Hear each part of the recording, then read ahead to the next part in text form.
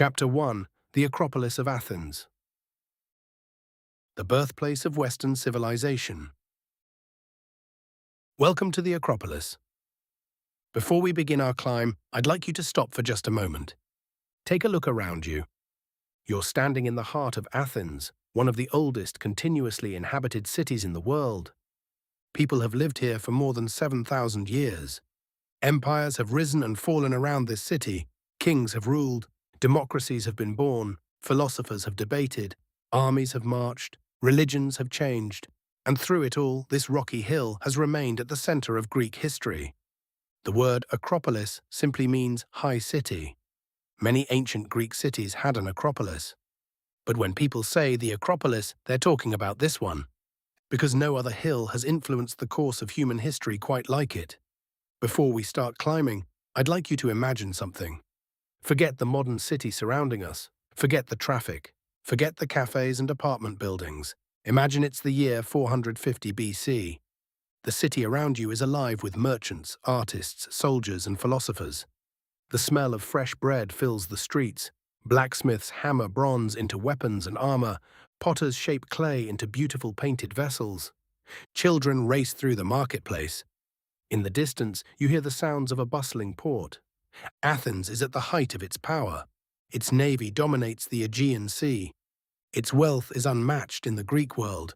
And high above the city, the Acropolis shines brilliantly in the Mediterranean sun. The buildings aren't the weathered stone you see today. They're covered in smooth white marble. Many are painted in brilliant reds, deep blues, and rich golds. The statues are brightly colored. Bronze shields reflect the sunlight. Even the temples themselves are alive with color.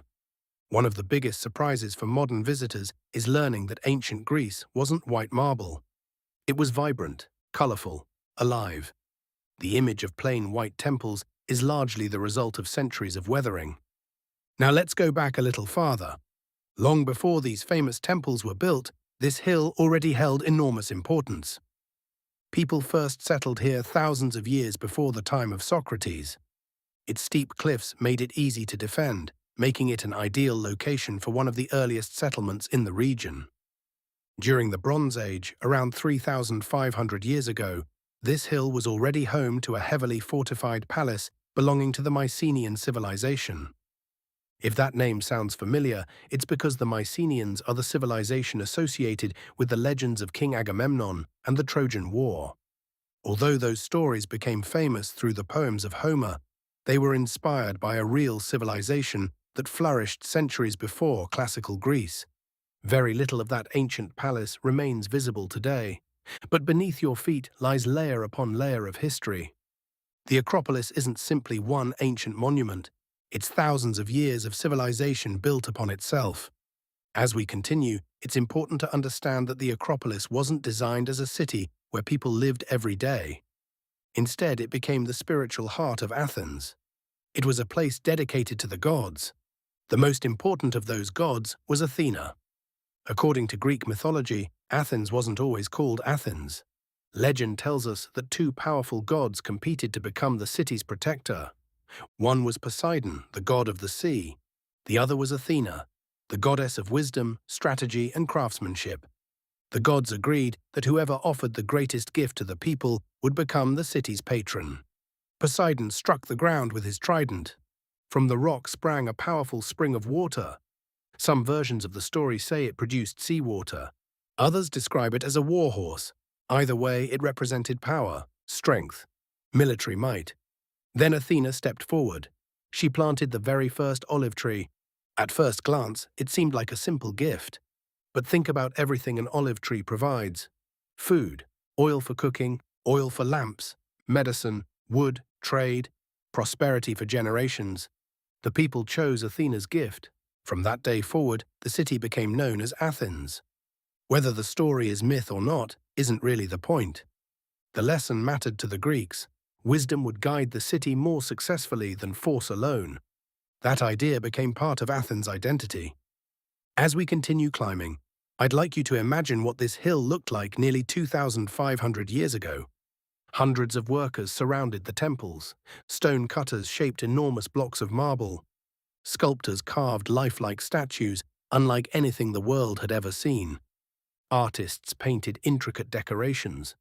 Bronze workers created gleaming shields and sculptures. Everything here was built largely during one remarkable period in history under the leadership of the Athenian statesman Pericles. Pericles believed Athens should become not only the most powerful city in Greece, but also the most beautiful. Following the Persian Wars, the Acropolis had been left in ruins. In 480 BC, the invading Persian army captured Athens and destroyed many of the sacred buildings standing here. For years, the Athenians left the ruins untouched, as a reminder of what had happened. Then Pericles proposed something extraordinary. Instead of simply rebuilding, Athens would create monuments unlike anything the world had ever seen. The project employed thousands of craftsmen, architects, sculptors, laborers, engineers, and artists. It wasn't just construction, it was an investment in the future of civilization. The most famous architect involved was Ictinus, working alongside Callicrates. Overseeing the artistic vision was one of history's greatest sculptors, Phidias. Together, they created buildings that architects still study nearly 25 centuries later. One of the most remarkable facts about the Acropolis is that almost nothing here is perfectly straight. That may sound strange, but it's true. The columns lean ever so slightly inward. The floors curve gently upward. Even the walls contain tiny adjustments. Why? Because the ancient Greeks understood something about human vision. Perfectly straight lines can actually appear curved to the human eye. So they intentionally built subtle curves into the architecture. The result is that the buildings appear perfectly straight when viewed from a distance. It's an extraordinary example of architecture designed not only for mathematics, but for human perception. As we continue our climb, remember this. The Acropolis isn't simply a collection of beautiful ruins. It's where philosophy flourished, where democracy matured, where art reached extraordinary heights, where architecture changed forever, and where ideas were born that continue to shape governments, science, literature, and education across the world today. In the next chapter, we'll pass through the monumental entrance to the Acropolis itself and discover why every visitor to ancient Athens understood that they were entering one of the most sacred places in the Greek world. Chapter 2. Entering the Acropolis. The Sacred Gate of Athens. Now we begin the climb toward the entrance of the Acropolis itself.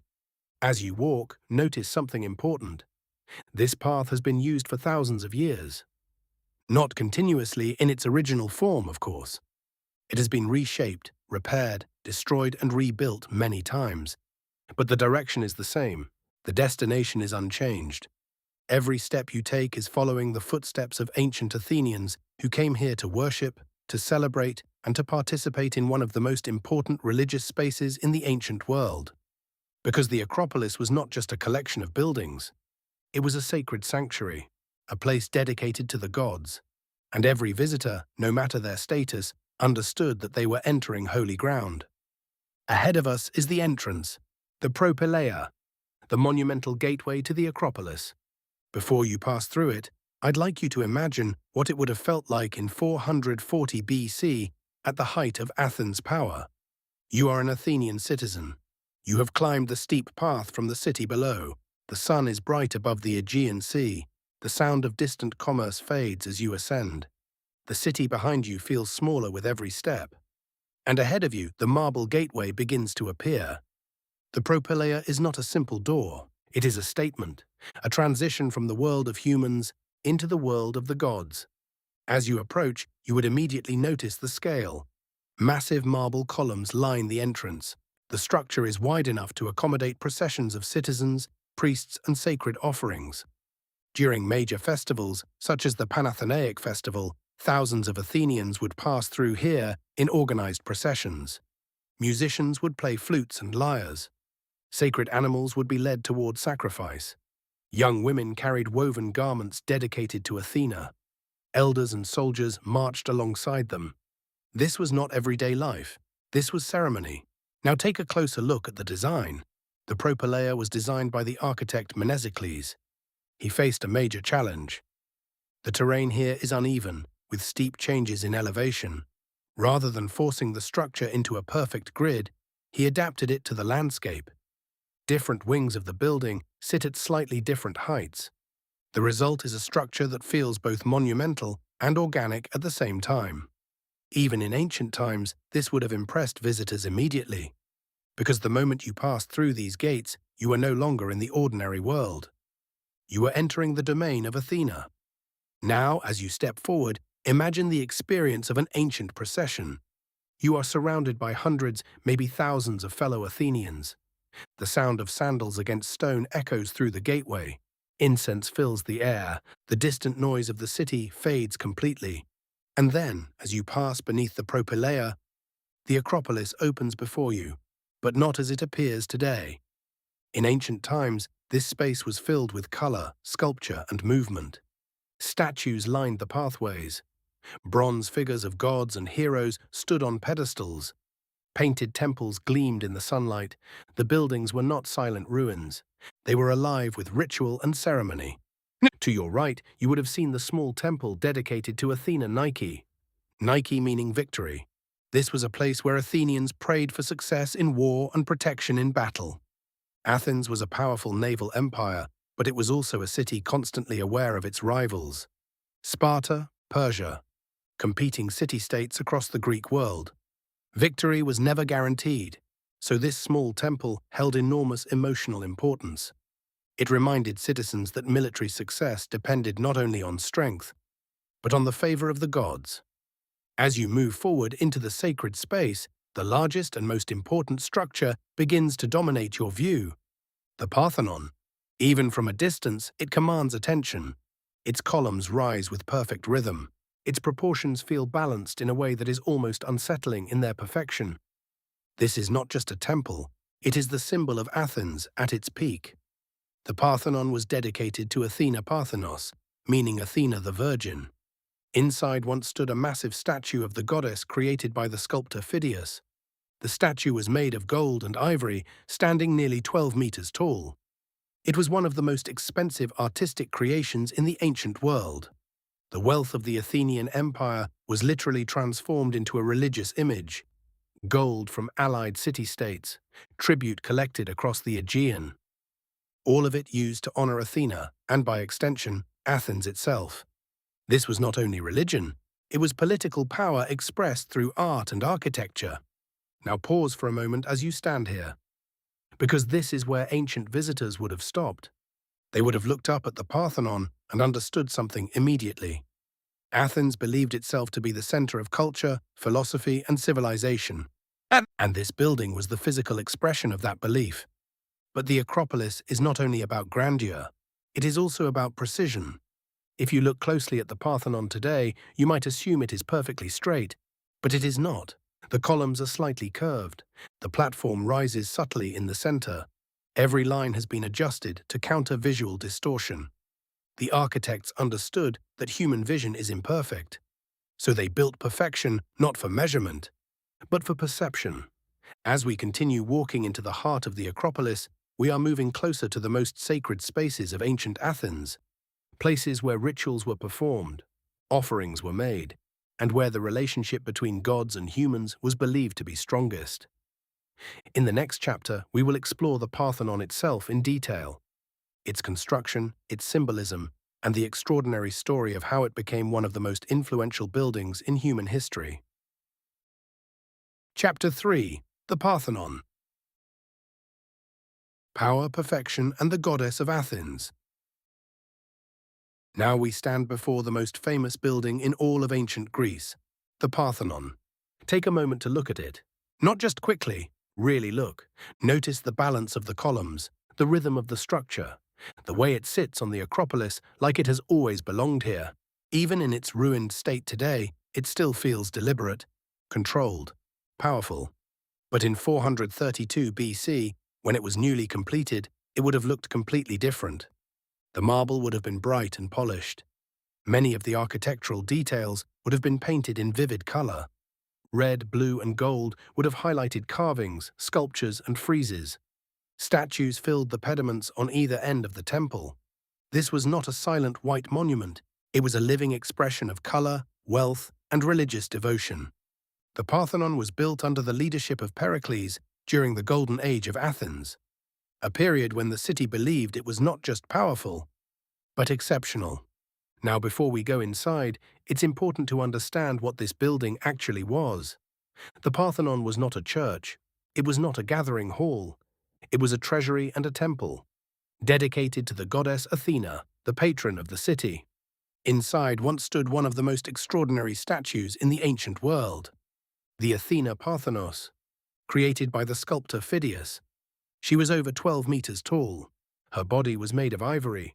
Her clothing and armor were made of solid gold plates. It was so valuable that the gold alone could be removed and weighed. This statue represented more than religion. It represented the wealth of Athens itself. Every tribute paid by allied city-states, every victory at sea, every political alliance, all of it was transformed into a symbol of divine protection. If Athena protected Athens, then Athens ruled by divine favor. That was the message. Now look at the architecture itself. The Parthenon is considered one of the greatest achievements in human engineering, not because it is large, but because of how carefully it was designed. Almost nothing in it is perfectly straight. The platform rises slightly in the center. The columns lean inward very subtly. The corner columns are slightly thicker than the others. These adjustments were not mistakes. They were intentional corrections for human perception. Without them, the building would appear warped or sagging when viewed from below. The architects understood something remarkable. Perfect geometry does not always look perfect to the human eye, so they designed a structure that feels perfect instead of one that measures perfect. The architects behind this masterpiece included Ictinus and Callicrates. Working under the artistic direction of Phidias, they created a building that has influenced architecture for more than 2,000 years. Now imagine standing here in ancient Athens. You are not a tourist, you are a citizen. You have climbed the Acropolis during a major festival, the Panathenaic festival, the largest religious celebration in the city. Thousands of people surround you. Processions move through the sacred grounds. Musicians play flutes and lyres. Athletes compete in games below the city. Sacred offerings are brought up the hill, and at the center of everything stands this temple. The Parthenon is not just a building in the background, it is the focal point of the entire city. Every decision in Athens is connected in some way to this place. Political power, military success, economic wealth, religious identity, all converge here. Even the materials used to build it carry meaning. The marble came from Mount Pentelicus, about 16 miles away. It was transported with immense effort, cut, shaped, polished, and assembled with extraordinary precision. Each block was placed without mortar, relying on perfectly cut joints to hold everything together. Even today, earthquakes have tested this structure repeatedly, and yet parts of it still stand. Now, as we move closer, notice something important. The Parthenon is not isolated. It is part of a larger sacred landscape. To one side, you would have seen smaller temples and treasuries. To the other, statues dedicated to military victories. Every structure here contributes to a single idea. Athens is not just a city, it is a civilization chosen by the gods. But like all great empires, Athens would not remain at its peak forever. Within a generation, the city would face war with Sparta. The Peloponnesian War would change everything. The Golden Age would fade, and the Parthenon, like the city around it, would enter a long and complicated history of transformation, damage, and survival. In the final chapter, we will explore what happened to the Acropolis after the fall of classical Athens, how it survived invasions, explosions, religious changes, and time itself, and why, even in ruin, it still represents one of the most important ideas in human history. Chapter 4. The Acropolis Through Time. Destruction, survival, and what remains. As we reach the final chapter of our journey through the Acropolis, it's important to understand something clearly. What you see today is not the Acropolis at its peak. It is not the Acropolis of Pericles. It is not the Acropolis of ancient festivals, painted temples, and golden statues.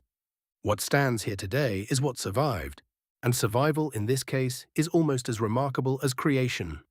Because over the last 2,500 years, the Acropolis has endured nearly every kind of transformation a monument can experience. war, religion, explosion, neglect, restoration, and time itself. After the golden age of Athens, the city eventually fell under the control of Macedon. Later, it became part of the Roman world. But even under Roman rule, the Acropolis remained a place of respect. The Parthenon and other temples were still admired, studied, and preserved. Then came a major shift in history. Christianity spread across the Roman Empire. Temples dedicated to the Greek gods were gradually repurposed. The Parthenon became a church dedicated to the Virgin Mary. Many of its interior decorations were altered or removed.